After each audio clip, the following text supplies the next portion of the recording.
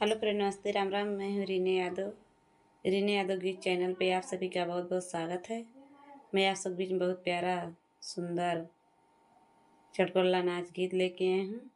मेरा नाच गीत कैसा लगा कमेंट बॉक्स में जरूर बताना। अच्छा लगे तो लाइक सब्सक्राइब शेयर जरूर करना। अपना आशीर्वाद दुलार जरूर देना दोस्तों। आप सभी का बहुत बहुत धन्यवाद। जात रहले धोबिया घाट हो कांगनवा मोर हेराय गईली सखिया। जात रहले धोबिया घाट हो कांगनवा मोर हेराय गईली सखिया। राय गईले सखिया हेराय गईले सखिया। जात रहले धोबी हिया घाटो कांगनवा मोर हेराय गईली सखिया। जब सुनाई मोर सासु बढ़ई तीनी, जब सुनाई मोर सासु बढ़ई तीन, बेराई दियना बारो कांगन मोर हेराय गईली सखिया।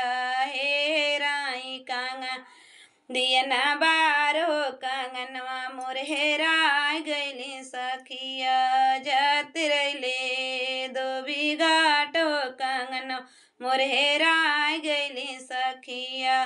जब सुनाई जेठ मोरे, जब सुनाई जेठान बढ़ई तीन, हेराय दियना बारो कांगनवा मोर हेराय गईली ननदो। हेराय दियना बारो कांगनवा मोर हेराय गईली सखिया। जात रहले धोबी घाट कांगनवा मोर हेराय गईली सखिया। जब सुनाई ननद हमारी कांगना हेराय दियना बारो कांगनवा मोर हेराय गईले ननदी। हेराय